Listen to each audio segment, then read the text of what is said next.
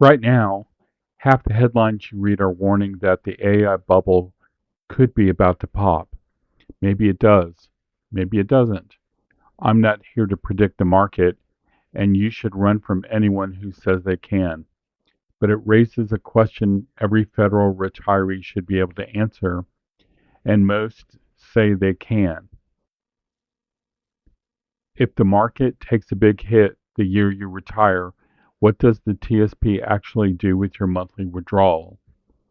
The answer is a rule almost nobody talks about, and it can quietly cost you years of retirement income. So let me show you exactly how it works, why it's bitten retirees in the past, and for every downturn for the last 25 years, the one move that puts you back in control before the next one hits. One thing before we start, I'm not a financial advisor, I'm not a lawyer, and this isn't financial or legal advice. I'm a federal worker, same as you. And here's what makes this channel a little different. I'm not selling you anything. I don't manage your money. I don't charge a fee on your balance. There's nothing to sign up for. I just dig into how this stuff actually works and call it the way I see it. Verify everything at tsp.gov and talk to a financial advisor before you move a dollar. Let's start with something that isn't a prediction, it's just history. The market takes a serious hit about once a decade. The dot-com crash, 2008, 2022.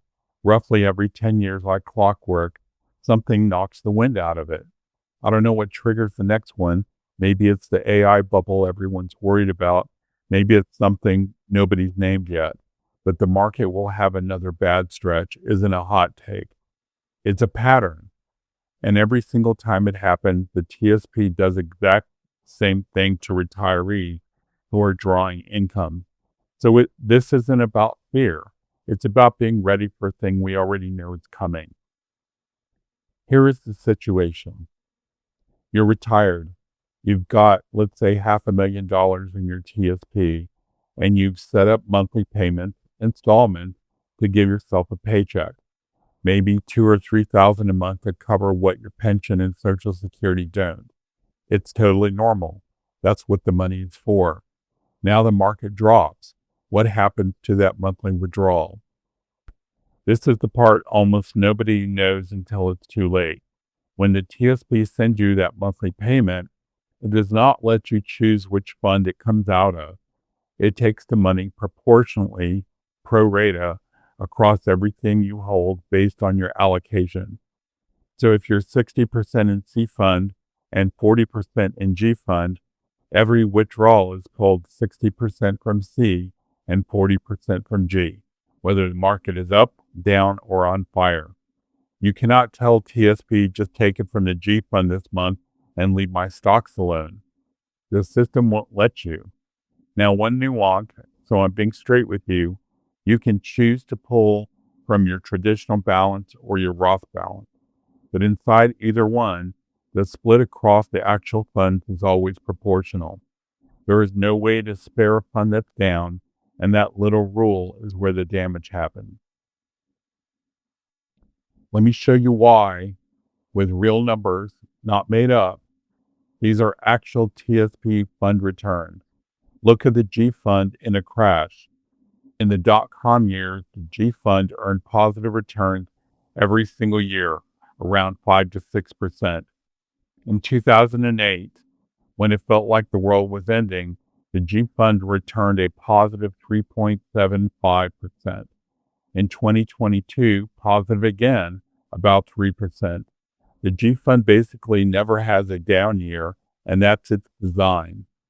Now look at what was happening right next to it, the C fund. That's the S&P 500. It lost about 37% over the dot-com years. In 2008, it lost 37% in a single year. The S fund lost 38. The I fund, the international one, lost 42. So picture it, you're a retiree. Half your money is sitting safe in the G fund, actually going up. The other half is getting hammered down a third. and in the worst funds closer to half. What does the TSP make you do for your monthly paycheck? It reaches into both, including funds that just got crushed, and it sells them. At the bottom, you had a lifeboat. The G fund was right there, dry and floating, and the rule wouldn't let you get in without dragging your sinking assets along too. And here's the part that turns a bad year into permanent damage. It's got a name: reverse dollar cost averaging.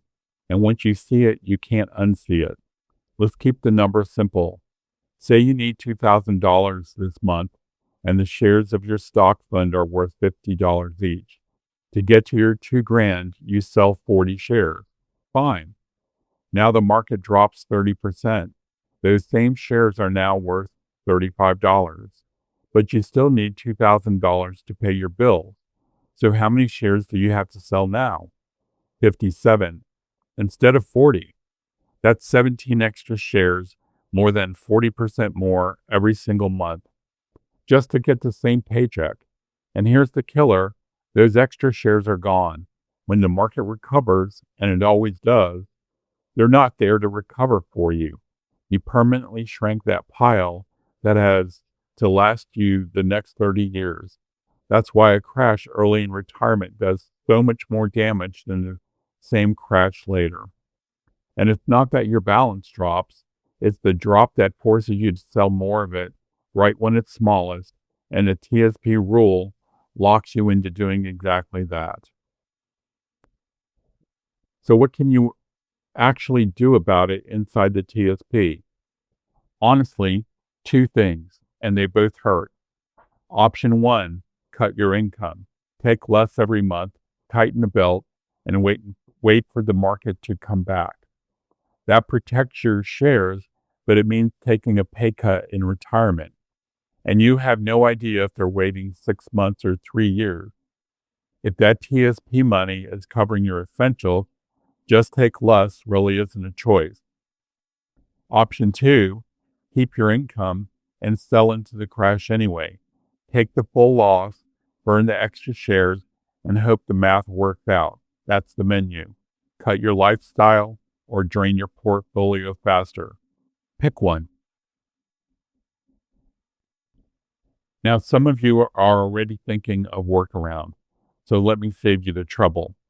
Why not just move everything into the G fund when things look shaky? Because to move out of C, S, and I, you have to sell them at a depressed price to do it.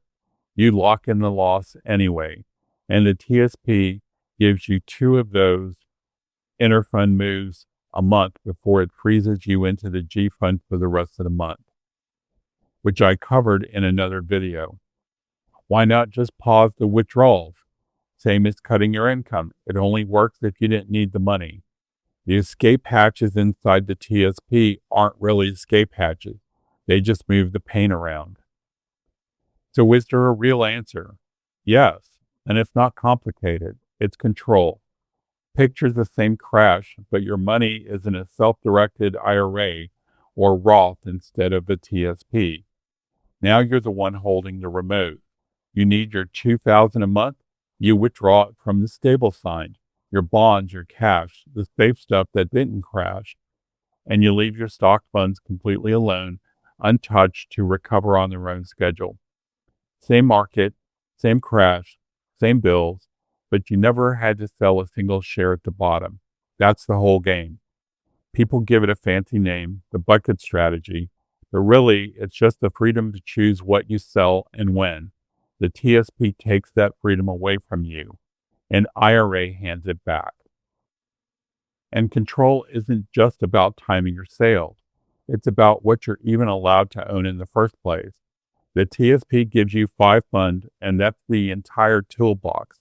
There is no way to hold the kinds of assets that can actually steady a portfolio when stocks are falling. In a self-directed IRA or Roth, that changes completely, and I'll show you exactly what that looks like in a minute.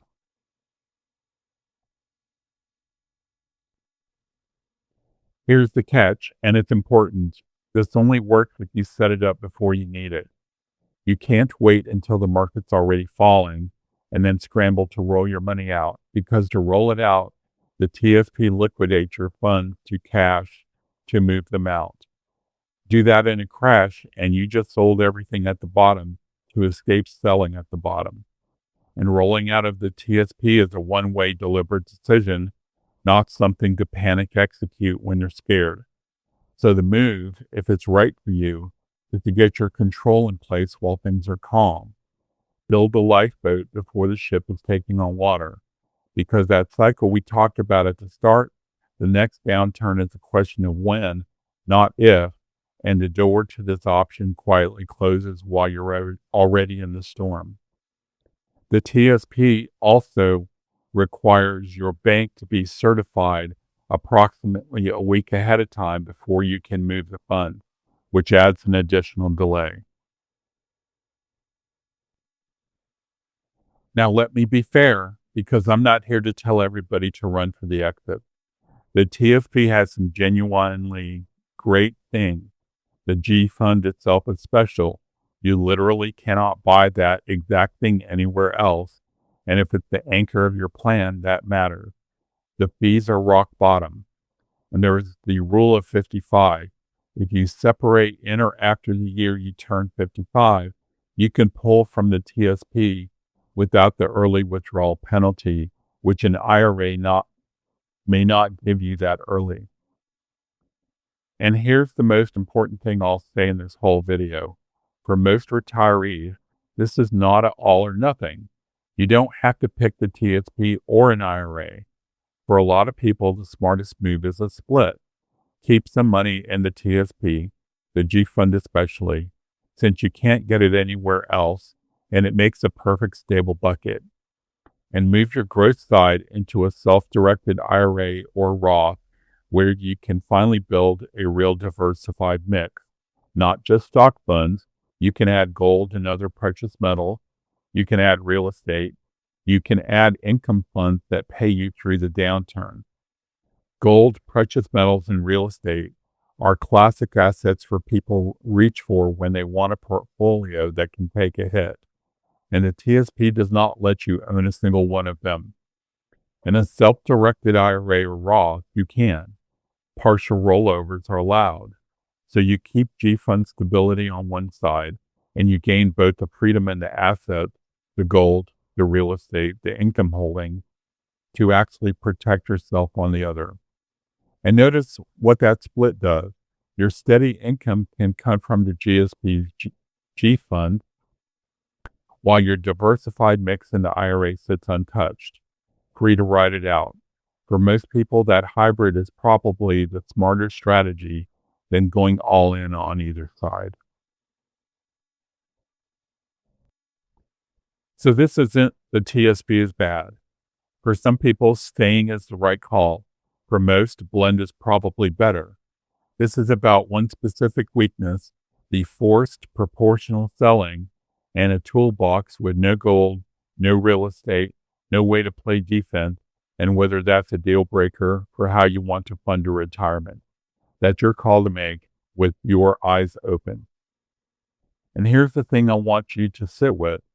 Every advisor, every newsletter, every firm telling you to roll your TSP into an IRA, a lot of them are telling you that because they would manage that IRA and charge you a fee on it year after year. That doesn't automatically make them wrong, but it should make you ask, who benefits? Me?